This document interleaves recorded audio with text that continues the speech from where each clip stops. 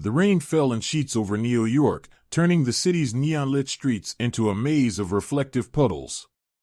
Towering skyscrapers loomed like the skeletons of forgotten giants, their holographic ads flickering through the downpour.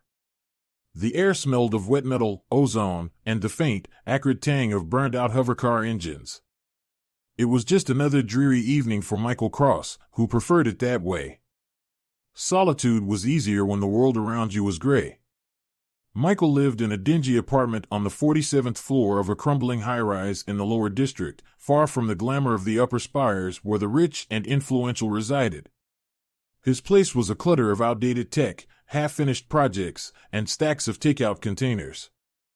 The glow of his computer screens was the only source of light, casting a pale blue hue over his unshaven face as he scrolled through yet another encrypted server.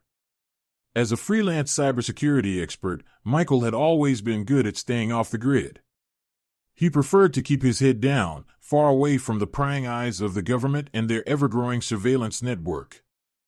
But tonight, his luck was about to run out. A sharp buzz echoed through his apartment, startling him out of his digital reverie. The doorbell. Michael frowned. He wasn't expecting anyone, and he never got visitors. His first instinct was to ignore it, but the buzzing continued, more insistent this time. With a sigh, he reluctantly pushed away from his desk, grabbed his old revolver from a drawer, and headed for the door. The security monitor blinked to life as he approached, showing the grainy feed of his hallway. There, in the dim light, stood a sleek, silver delivery pod bearing the emblem of the Federal Unity Program. Michael's eyes narrowed. The government-issued logo was unmistakable. He hesitated, wondering if this was some kind of trap. But the directive had been clear: every household was required to accept a Felisara companion or face heavy penalties. Damn bureaucrats, he muttered under his breath. He deactivated the locks with a press of his thumb against the scanner. The heavy door hissed open, and the pod slid forward, its hydraulics whirring softly. As soon as the door fully opened, the pod's front panel hissed and folded away, releasing a burst of cold air. Out stepped a figure that made Michael's breath catch in his throat. She was tall, at least 6 feet, with a body that seemed to be a blend of athletic grace and feline elegance. Her skin was covered in a layer of velvety black fur that shimmered in the dim light, and her violet eyes glowed with an almost hypnotic intensity. She wore a form-fitting jumpsuit, designed to accentuate her sleek figure, while a long tail flicked behind her, almost as if it had a mind of its own. "Greetings, Michael Cross," she purred, her voice a smooth blend of honey and steel. "I am Naira, your government-issued Felisara companion. Use me however you like." Michael raised an eyebrow, both at her forwardness and the odd phrasing. "Yeah, I'm not sure what the government told you, but I don't need a companion," he said, crossing his arms defensively. Naira's lips curled into a smirk, revealing a flash of sharp, white teeth. "Need, want, humans always confuse the two." She stepped forward, her eyes scanning his cluttered apartment with curiosity. "But according to my assignment data, you've been selected for mandatory participation in the Unity program.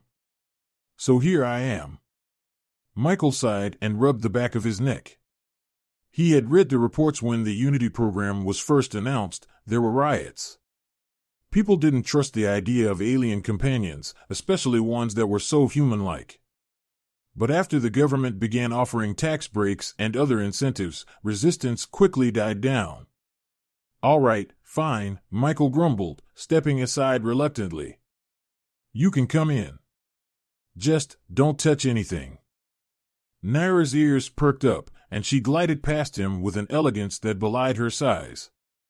Once inside, she looked around with an expression of bemused interest. The apartment was a mess, but she seemed more fascinated by the screens filled with lines of code and holographic projections. "So," she said, turning to face him, "what is it that you do, Michael Cross? Your profile said something about cybersecurity. Are you a hacker?" Michael bristled. "I'm a freelance consultant," he replied tersely, though the truth wasn't far off. Hacking had been his ticket out of a life working in the corporate underworld, and he had no intention of going back. And I don't appreciate the government assigning me a babysitter. Naira tilted her head, her eyes narrowing as if she were studying him. I am not here to babysit you, Michael. I am here to assist you. She took a step closer, her tail swishing slowly behind her. In whatever way you need. Michael took a step back, feeling an odd flutter in his stomach. He couldn't tell if it was unease or something else.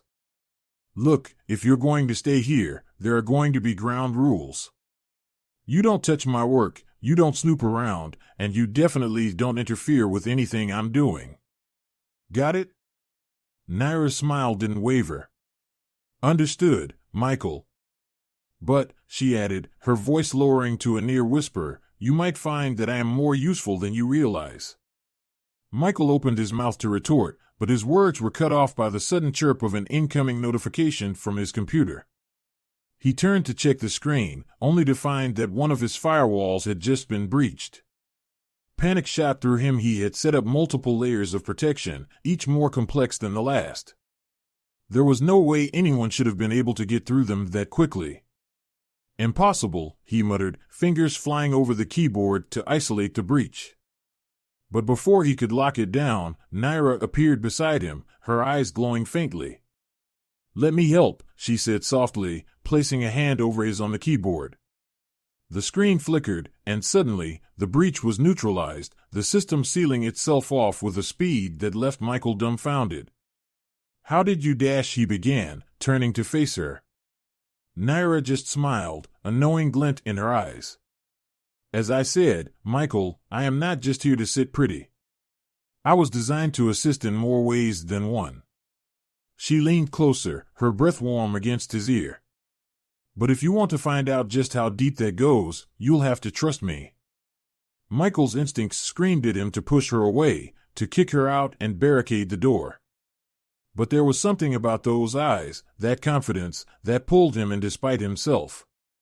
He couldn't shake the feeling that letting her in would change everything.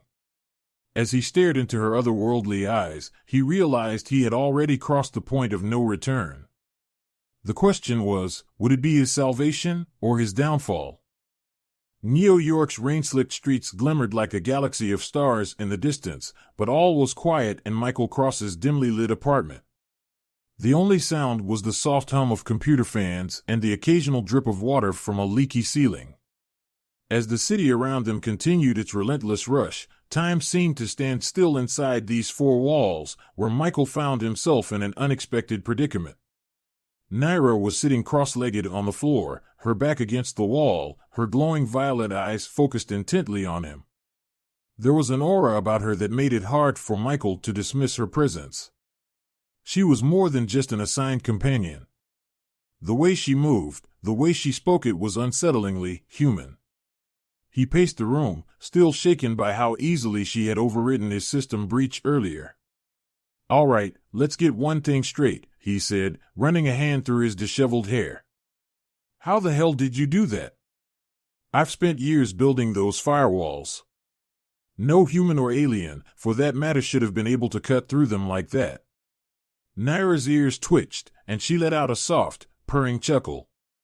You humans and your need to control everything, she said, stretching her arms above her head, her sleek muscles rippling beneath her fur. You think you understand technology, but you're barely scratching the surface. Stop being cryptic, Michael snapped. If you're going to be living here, I need to know exactly what you're capable of. Naira's smile faded, replaced by a more serious expression.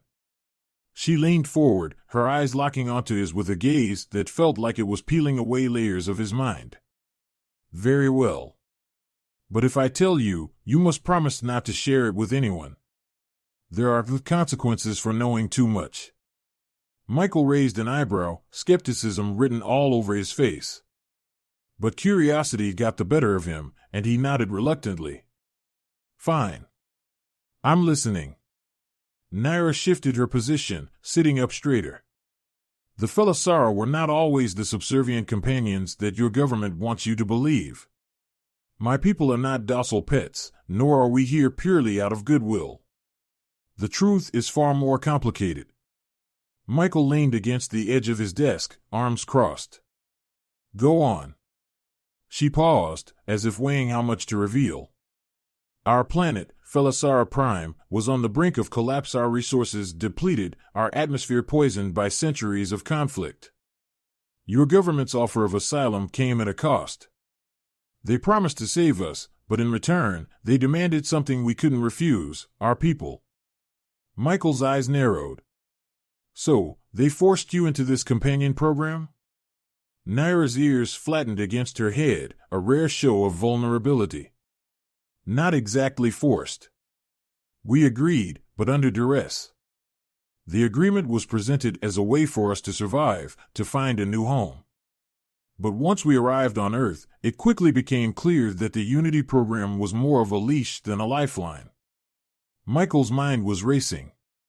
The official narrative painted the Felisara as willing partners, happy to share their advanced technology in exchange for peaceful coexistence. But Naira's words suggested something far darker. Why are you telling me this? He asked cautiously.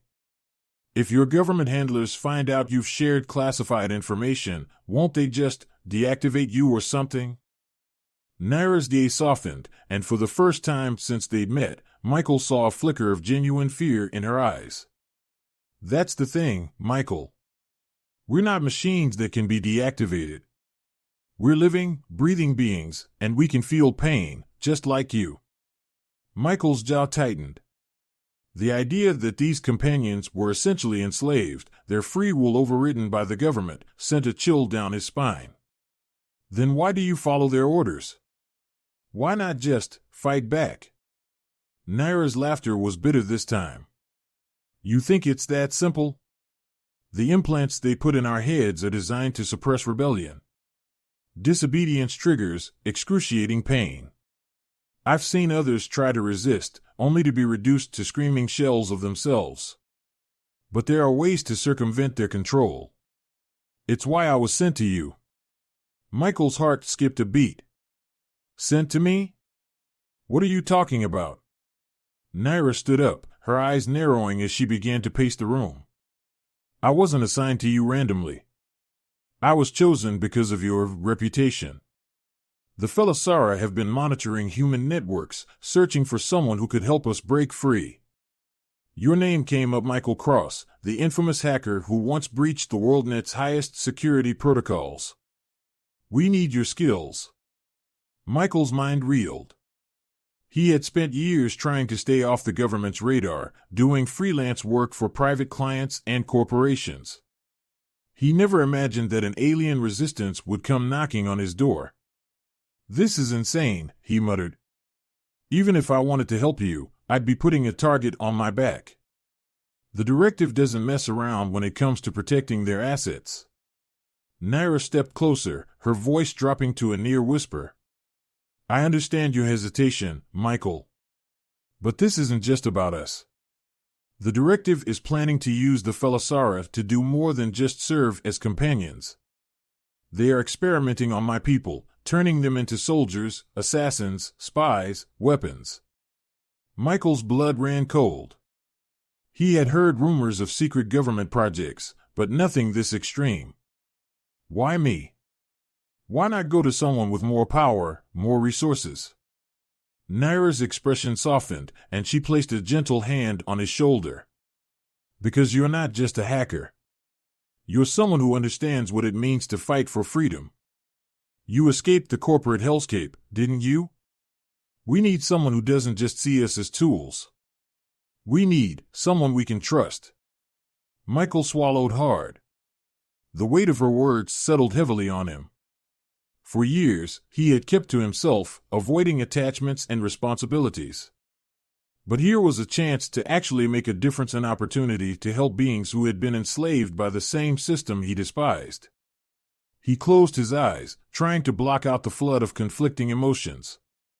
Okay, he said finally, his voice barely more than a whisper. I'll help. But if we're going to do this, I need to know everything. No more secrets. Naira's ears twitched, and a look of relief washed over her features. Thank you, Michael. But we have to move quickly. The directive is always watching. They know I've been assigned to you, and they'll start asking questions if we don't act soon. Michael nodded. Fine. Let's start with disabling those implants. If we can break your people free, we might stand a chance. But as Michael turned back to his computer, he couldn't shake the feeling that he had just made a deal with the devil. The deeper they went, the more he realized that Naira's secrets ran far deeper than she had let on. And in a city where everyone was watched, betrayal could come from anyone, even a companion with eyes that glowed like the stars. The air inside Michael's apartment was thick with tension. He had been up for nearly 36 hours, hacking away at his computer while Naira stood by, watching with an intensity that bordered on obsessive. The screens around him were filled with streams of encrypted code, security logs, and detailed blueprints of government facilities. This was far beyond the freelance cybersecurity work he was used to. Michael was breaking into the heart of the directive systems, trying to find a way to disable the implants that kept Naira and her people subservient. All right, Michael said, leaning back and rubbing his tired eyes, I've got a lead on one of the directive's control servers. But it's heavily guarded, both physically and digitally. We're going to need a way in, and it won't be easy. Naira, who had been pacing like a caged panther, stopped and turned to face him. We don't have time to be cautious. Every day, more Felisara are being activated and sent to high-priority targets. They're turning my people into weapons, Michael. If we don't move quickly, it'll be too late. He stared at her, noting the urgency in her voice. There was no hint of the playful seduction she had used when they first met. Now, she was focused, driven, her eyes glowing brighter than ever. And if we get caught? He asked. The directive doesn't exactly have a reputation for mercy. Naira's expression darkened. They won't catch us. Besides. She paused, her eyes softening for a moment. I trust you. I've seen what you can do. And, honestly, you're the only chance we have. Michael let out a frustrated sigh. He was in way over his head, but he couldn't turn back now. Not after everything Naira had told him. The stakes were too high. Fine. But if we're going to do this, we need to be smart about it. He pulled up a holographic map of the city on his monitor. The control server is housed in one of the directive's black sites on the outskirts of New York. It's underground, and security is tight armed guards, surveillance drones, biometric locks, the whole package. Naira's tail flicked in irritation. Physical security is not an issue, she said with a hint of pride. I can handle the guards. But the digital side, that's your domain. Michael nodded. I've been developing a virus that can override their security protocols, but it's untested. We'll have one shot at this. If it fails, they'll know we're coming. Naira leaned closer, her eyes locking onto his with that intense, almost hypnotic gaze. Then we'll make sure it doesn't fail. When do we move? Tonight, Michael replied, his voice steely with determination. The sooner we act, the better our chances. That night the storm had intensified, the wind howling through the narrow streets of New York as rain pelted the pavement. The city's lights reflected off the wet asphalt, creating a surreal, dreamlike atmosphere. Michael and Naira moved like shadows through the alleyways, avoiding the watchful eyes of the surveillance drones that patrolled the skies. Michael wore a dark hooded jacket, a small tactical backpack slung over one shoulder, filled with the equipment they'd need. Naira, on the other hand, moved with a fluid, predatory grace that allowed her to blend seamlessly into the darkness. Her fur was damp but glistened under the occasional flashes of lightning, making her look like a creature from another world which, of course, she was. They reached the outer perimeter of the directive's black Site A nondescript building that looked like an old warehouse but was, in reality, a fortified bunker. Michael scanned the area with a handheld device, mapping out the security grid. There, he whispered, pointing to a blind spot between two security cameras. That's our entry point. Naira nodded and leaped over the chain-link fence with ease, her claws silently gripping the metal as she vaulted to the other side. Michael followed, less gracefully but effectively, landing with a quiet thud. As they crept toward the entrance, Naira's ears twitched, picking up the faintest sounds: a guard's footsteps, the hum of a security drone overhead. "2 guards around the corner," she whispered. "I'll take care of them." Before Michael could object, Naira was already moving.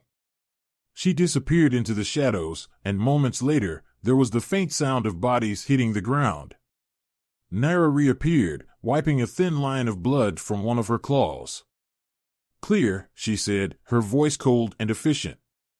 Michael swallowed hard. He had seen what Naira was capable of, but seeing it in action was something else entirely. They made their way through the building, ducking past guards and bypassing security locks with a combination of Naira's physical prowess and Michael's hacking skills. Finally, they reached the control room deep underground. It was filled with rows of servers, each one humming with energy. Michael quickly set up his portable terminal, connecting it to the mainframe. "All right, let's do this," he muttered, fingers flying across the keyboard. As Michael initiated the virus upload, Naira stood guard by the door, her ears twitching at every sound. The progress bar on Michael's screen crept upward agonizingly slowly. Come on," he whispered under his breath, willing the upload to go faster. Suddenly, the alarm blared, and red lights bathed the room in a harsh glow. "Damn it!" Michael cursed. "They've detected us. We've got maybe 2 minutes before this place is swarming with guards." Naira turned to him, her eyes glowing fiercely. "How much longer?" "Another 60 seconds, he said, his voice tight with tension. "Just keep them off me until it's done." The door burst open, and armed guards poured in. Naira leaped into action, her claws flashing like blades. She moved like a whirlwind, slashing through armor and weapons with a precision that left Michael in awe. But as the fight dragged on, it was clear she was struggling. For every guard she took down, 2 more seemed to take their place. 30 seconds. Michael shouted over the chaos, sweat pouring down his face as he frantically typed commands into the terminal. The virus was almost fully uploaded, but the guards were closing in fast. One managed to get a lucky shot in, grazing Naira's side. She hissed in pain but kept fighting. As the last seconds ticked down, Michael hit the final key, and the screen flashed green. "It's done," he yelled. "We've disabled the implants." But there was no time to celebrate. More guards were flooding into the room, and Naira was bleeding badly now, her movements slowing. "We need to get out of here," Michael shouted, grabbing her arm and pulling her toward the exit. Naira hesitated, looking back at the servers, her eyes filled with a mix of triumph and pain. "You did it," she said softly, her voice barely audible over the alarms. "You saved us." "Yeah, well, let's worry about celebrating later," Michael grunted, half carrying her as they sprinted toward the emergency exit. As they burst out into the stormy night, Michael's portable terminal buzzed with notifications. The virus had spread through the directives network, freeing Felisara across the city. But the victory felt hollow with Naira's blood staining his hands. He had risked everything to help her, and now she was paying the price. "You're not dying on me, Naira," he muttered, his voice breaking as he dragged her toward their getaway vehicle. "You hear me? We're getting out of this together." Naira's eyes flickered as she looked up at him, a faint smile playing on her lips. "You're a terrible liar, Michael," she whispered, her breath hitching in pain. "But, thank you." As they sped away into the rain-soaked darkness, Michael couldn't shake the feeling that they had just unleashed something far bigger than they could control. The directive wouldn't take this rebellion lightly. And as he glanced at Naira, barely conscious in the passenger seat, he realized that their fight had only just begun. In the depths of his mind, a question gnawed at him: what had he truly unleashed? Was it freedom or chaos? The city of New York was a chaotic blur of lights, sirens, and the distant sounds of explosions. The skyline was illuminated by the harsh glow of fires erupting across various sectors as the Felisara rebellion spread like wildfire. Michael Cross drove through the storm-drenched streets, his eyes darting between the road ahead and the unconscious figures slumped beside him. "Come on, Naira, stay with me," he muttered, his voice laced with desperation. He glanced down at her blood-soaked side, where the bullet wound continued to bleed. Her breathing was shallow, her fur matted with crimson streaks. Michael's heart pounded in his chest as he pushed the vehicle faster, dodging debris and fleeing civilians. Behind them, the directive's drones were closing in, their mechanical whirring growing louder by the second. Michael could see their red scanning lights in the rearview mirror, casting an eerie glow through the rain-soaked windshield. "Damn it," he cursed. "We can't outrun them." As if in response, Naira stirred, her eyes fluttering open for a brief moment. "Michael," she whispered, her voice barely a rasp. "They won't stop until they have us." "Yeah, I figured that out," he shot back, trying to keep his tone light despite the dread gnawing at his gut. "Just hang in there. I've got a safe house not far from here." With a sudden jolt, the car swerved violently as one of the drones fired a warning shot, sending sparks flying. Michael gritted his teeth and pulled a sharp left into a narrow alleyway. The hovercar's engine whined in protest, but it managed to fit through the tight space, temporarily shaking off their pursuers. "Hang on, Naira. Just a little longer," he muttered, his knuckles white as he gripped the wheel. The safe house, after what felt like an eternity, Michael finally brought the vehicle to a screeching halt in front of an abandoned warehouse on the outskirts of the city. The rain was still pouring down, turning the ground into a muddy mess, but it was a welcome cover from the prying eyes of the directive. Michael rushed to Naira's side, carefully lifting her out of the car. Her body was limp, her breathing ragged. "Stay with me," he whispered, carrying her inside the dimly lit building. The safe house was one of his old hacker dens filled with outdated tech, makeshift medical supplies, and a few weapons stashed away for emergencies. He laid Naira down on a cot and immediately began tending to her wound. His hands were shaking as he applied pressure, trying to stem the bleeding. "Damn it, I'm not a medic," he muttered, frustration boiling over. He had hacked into countless systems, brought down corporate networks, but he felt utterly helpless now. Naira's eyes fluttered open, her gaze unfocused. "Michael." "I'm not going to make it," she whispered, her voice so soft he could barely hear it. "Shut up," he snapped, though his voice wavered. "I'm not letting you die, not after everything we've done." She managed a weak smile, her hand reaching up to touch his cheek. "Always so stubborn." He swallowed hard, blinking back tears. "Yeah, well, it's one of my more charming qualities," he said, forcing a smile as he worked. Suddenly, his terminal beeped from across the room. Michael's head shot up, eyes narrowing. The screen was filled with a flurry of messages from Zarin, the rogue Felisara leader they had briefly communicated with before the mission. "Zarin, encrypted, we've been hit. The directive knows about the rebellion. They've activated the kill switch. Zarin, encrypted, all Felisara units still under directive control will be turned into mindless drones within minutes. We need your virus now, Cross." Michael's blood turned to ice. The kill switch, Naira had warned him about it. If activated, every Felisara implanted with the directive's control chip would become little more than obedient automatons.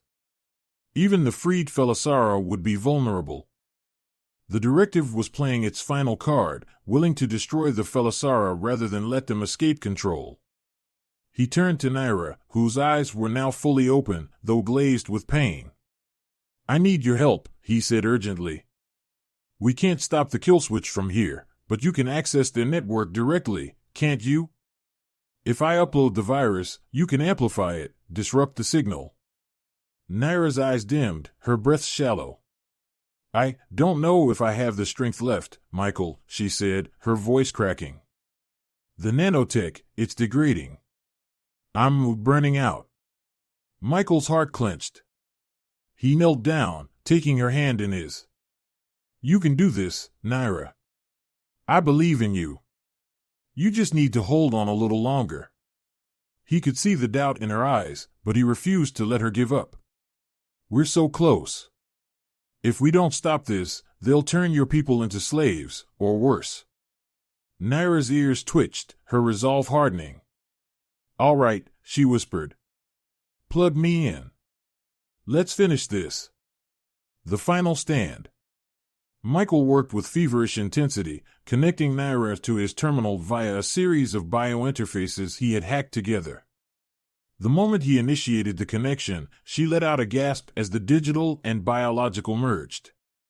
Michael could see her muscles tensing, her eyes glowing brighter than ever as she tapped into the directive's network. Uploading the virus now, Michael said, his fingers flying over the keyboard. He could see the data streams merging, the virus spreading through the directive systems. But it wasn't fast enough. The kill switch was already activating. Naira's body convulsed, her eyes rolling back as she pushed herself to the brink. Michael, it's not enough, she gasped. I need more power. Michael's mind raced. Damn it. He thought of only one way to boost the signal. They'd have to tap directly into the directive's main server cluster. But that would mean exposing Naira to the full brunt of their system's countermeasures. It could fry her neural implants or worse. Naira, if I boost the signal, it could dash. Do it, she cut him off, her voice fierce. I'd rather burn out saving my people than live as a slave. With gritted teeth, Michael activated the override, rerouting all the power in the safe house to amplify Naira's connection. The room was bathed in a harsh blue light as sparks flew from the overloaded circuits. Naira screamed, her back arching as raw data surged through her like a lightning bolt. The terminal flashed kill switch override successful, and then, silence. Naira collapsed, the glow fading from her eyes. Michael rushed to her side, checking for a pulse. It was weak, but there. He let out a breath he hadn't realized he was holding. Outside, the city was erupting with chaos, but there was a new sound amidst the explosions, the triumphant roar of the Felisara, freed from their digital chains. Zaren's message came through the terminal again, this time filled with relief. Zaren, encrypted, you did it, cross. The kill switch has been neutralized. The Felisara are free. But the directive won't take this lying down. They'll come for you. Michael looked down at Naira, whose breathing was shallow but steady. Let them come, he whispered, cradling her gently. I've got nothing left to lose. Epilogue. 2 weeks later, the city was still reeling from the aftermath of the rebellion. The directive had gone underground, licking its wounds and plotting its next move. The Felisara were organizing themselves into free enclaves, ready to fight for their newfound freedom. Michael's apartment was a mess of cables, medkits, and half-eaten rations. Naira was still recovering, her body slowly healing from the immense strain.